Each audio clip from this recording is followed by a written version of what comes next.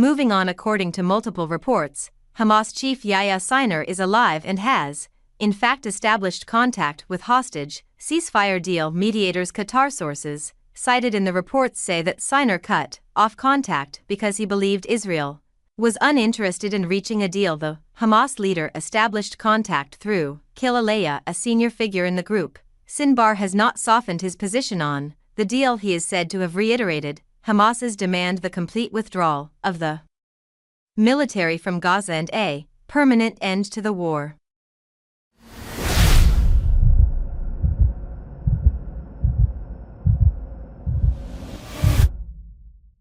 This even as Israel has refused any arrangement that would allow the Palestinian group to retain control of the Strip and rebuild its military strength. Sinwar's former Shin Security Service negotiator told media that the Hamas leader was carrying 24 kilograms of dynamite in a footage of him walking through a tunnel days after the October 7th mass. Now the footage in question was released by the Israel Defense Forces in February and is the only publicized visual of the terror leader. The interrogator further said that Sinwar had established himself with at least 20 hostages, underscoring that there were several opportunities to kill him, but they did not go ahead with the plan, knowing that if they did, he would kill all the hostages around him.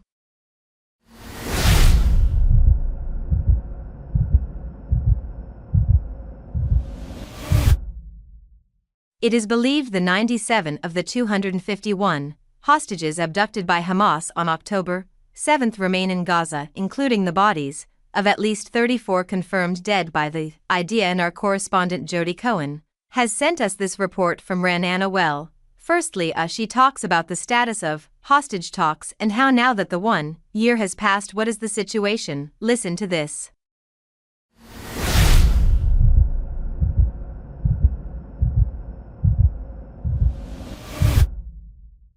Right, so after 1 year of absolute agony for the hostages and their families, we haven't actually heard much about the hostage talks over the past month. Israel's hostage envoy Gal H said on Monday that international pressure on Israel lessens the chances of Hamas accepting a deal, saying that Israel is working all the time to bring back the 101 hostages who are still being held captive in Gaza in the most horrific conditions, and we know from other hostages who've been released and rescued that they were subjected to rape, starvation and torture. Now HSH said that Israel is making all efforts even while it is being attacked on 7 different fronts. Senior US officials are said to believe that a deal could be unlikely by the end of President Biden's term, and White House spokesperson John Kirby blames Hamas chief Yahya Sinwar for stalling the talks. And the U.S. said that as it marks 1 year since Hamas's brutal terrorist attack, the U.S. is imposing further sanctions on Hamas's fundraising routes.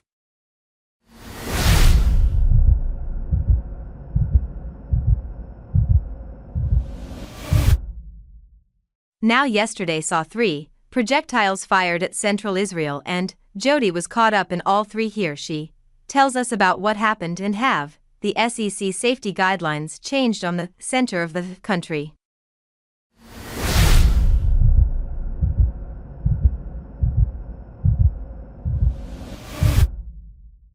So there were 3 sirens in central Israel on Monday, which was of course the anniversary of Hamas's October attack. Now the day began with rocket fire from Gaza in the morning. The Israel Defense Forces said that these were intercepted and that they struck Hamas targets to thwart a planned much larger attack. In the afternoon there was a ballistic missile fired from Yemen, which the IDF said was also intercepted, and 5 rockets were fired from Lebanon just before midnight. Now Hezbollah claims that it hits the Glot intelligence base, which is next to the Mossad headquarters, but the IGF said that some rockets were intercepted and some fell in open areas. There are no changes to the civilian guidelines in central Israel. Hezbollah launched around 190 rockets at Israel throughout Monday, and these were mostly at northern Israel, and restrictions are still in place there, with all border communities still evacuated. Now on Tuesday, this is the anniversary of Hezbollah joining Hamas's 7th of October attack. Israel said that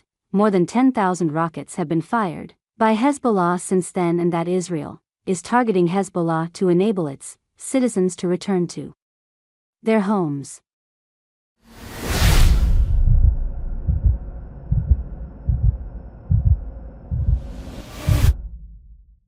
Now Israel has reiterated that it plans to respond to Iran's strike. Jod also explains to us what could be expected to happen next.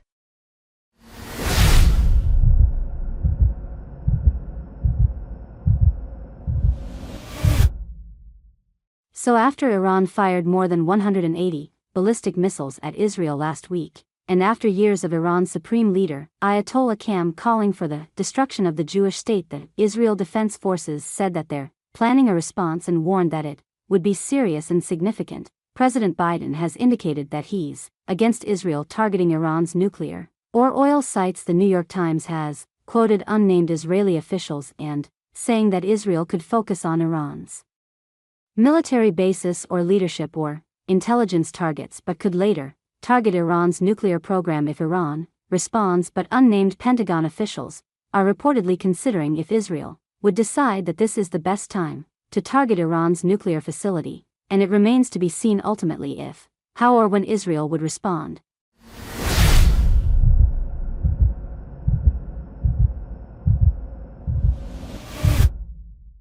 Thanks for watching this video.